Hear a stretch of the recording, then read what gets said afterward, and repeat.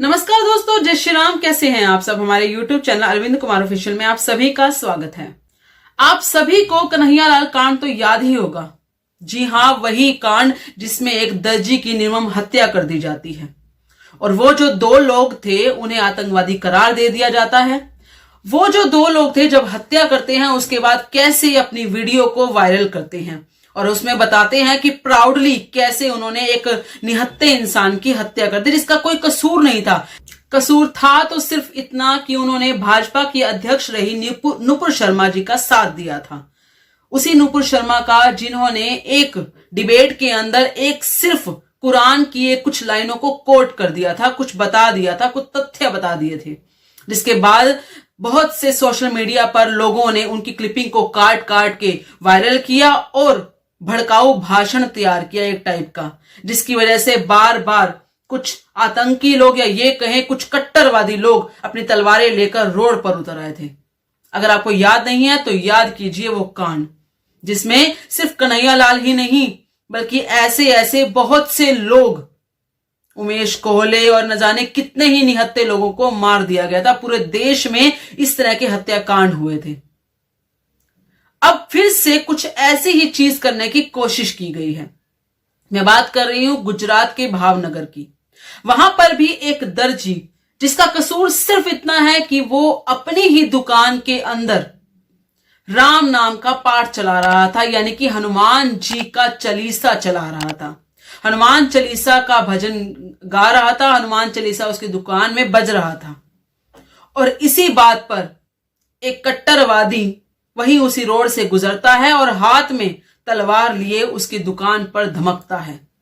जब उसकी दुकान पर हमला करता है तो उस व्यक्ति को मारने की कोशिश की जाती है और कुछ इस तरीके से कोशिश की जाती है कि वो इंसान मर ही जाए, परंतु शायद उस इंसान के अंदर कुछ इतनी ताकत थी या आसपास आ रहे लोगों से कहीं ना कहीं वो डर गया और उस तरीके से नहीं मार सका जिस तरीके से वो हमला कर चुका था।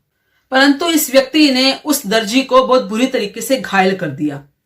इस घटना को लगभग 2 दिन बीत चुके हैं, लेकिन अभी भी गुजरात पुलिस की तरफ से या भावनगर की पुलिस की तरफ से किसी तरह की कोई प्रतिक्रिया नहीं दी गई है। इसीलिए इस बात को सोशल मीडिया पर बार बार उठाया जा रहा है, बार बार उन लोगों को टैग किया जा रहा है, बार बार पुलिस वालों को टैग किया जा रहा है कि इस घटना का क्या हुआ या फिर वो व्यक्ति जो कट्टरवादी तरीके से मारने की कोशिश कर रहा था उसका क्या हुआ। क्योंकि कन्हैया हत्याकांड में हम सभी जानते हैं कि क्या हुआ था, किस तरीके से पूरे राजस्थान के अंदर ये खबर फैल गई थी, किस तरीके से पूरा राजस्थान रो पड़ा था इस हत्याकांड को देखकर। और आज भी उस चीज का अगर हम ये कहें तो न्याय उस परिवार को नहीं मिला है जो कन्हैयालाल जी के साथ हुआ। बहुत से ऐसे लोग हैं जिनको आज भी उस न्याय की गुहार लगानी पड़ रही है। वो लोग आज भी खुलेआम घूम रहे हैं। आज भी उन लोगों के ऊपर कार्रवाई अगर हुई भी है तो मृत्यु की कार्रवाई नहीं हुई है। हालांकि जब किसी ऐसे का हत्याकांड किया जाता है तो उन लोगों को सीधा फांसी की सजा होनी चाहिए, लेकिन अभी तक भी पूरी तरीके से उनको सजा नहीं मिल रही है।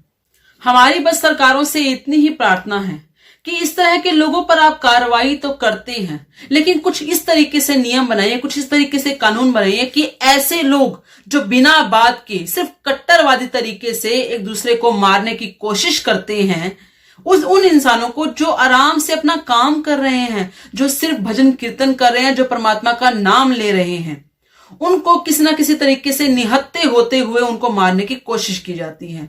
जब ऐसे कोई कार्य होते हैं तो उन लोगों के ऊपर उम्र कैद या फांसी से कम की सजा नहीं होनी चाहिए।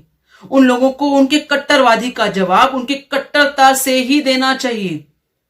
यही एक उपाय है इस चीज का, और इसके लिए सही तरीके से नियम या कानून बनने चाहिए, क्योंकि इन लोगों को शायद कानून और नियमों का ही डर नहीं है। इसीलिए तो इनके साथ जो वकील खड़े हो जाते हैं या इनके साथ इनको छुपाने के लिए, इनको बेकसूर साबित करने के लिए लोग खड़े हो जाते हैं, वो इनका इस कदर तक साथ देते हैं कि ये लोग डर नहीं रहे हैं।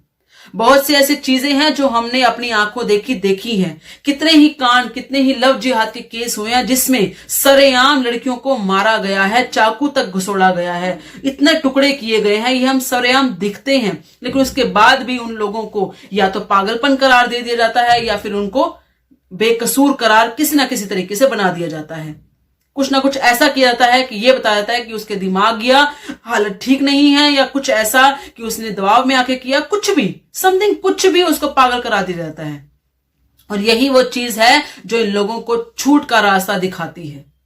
मेरी सरकार से सिर्फ इतनी ही दरख्वास्त है, इतनी ही प्रार्थना है कि आप कुछ ऐसे नियम कानून बनाइए जिससे ऐसे लोगों को कड़ी से कड़ी सजा मिल सके। फांसी से कम की सजा होनी ही नहीं चाहिए ऐसे लोगों को, क्योंकि इनकी सोच सिर्फ इतनी है कि ये अपने धर्म के प्रति या अपने मजहब के प्रति कट्टर होते जा रहे हैं और कुछ भी नहीं। इनको दूसरों का धर्म या दूसरों का प्यार मोहब्बत दिखता ही नहीं है, दूसरों की आस्था दिखती ही नहीं है। इन्हें सिर्फ अपनी आस्था पड़ी है, वो भी कट्टरवादी तरीके से। ऐसा नहीं है कि इन लोगों के, इन मजहबी लोगों के अंदर ऐसे लोग नहीं हैं जो बड़े ही विनम्र तरीके से जीना चाहते हैं। बहुत से ऐसे लोग हैं क्योंकि वो भी घर वाले यानी कि बहू बेटियों के साथ रहते हैं, लेकिन फिर भी कुछ कट्टरवादियों को जानबूझकर इतना बरगलाया जाता है कि वो इस सोच के साथ दूसरों को मारने तक के निकल जाते हैं। और यही सबसे बड़ा कारण है इस कट्टरवादिता का।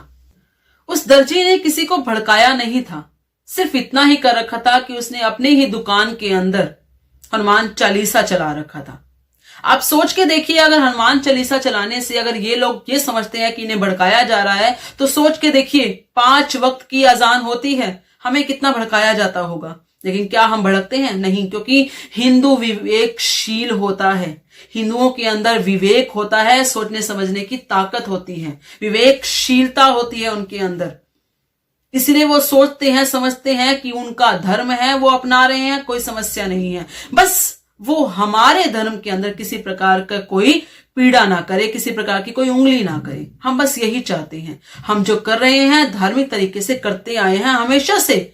हम लोग तो हमेशा से सेकुलर रहे हैं, हमने कभी किसी को प्रॉब्लम दिया ही नहीं है। हम जो कर रहे हैं हम आराम से करना चाहते हैं।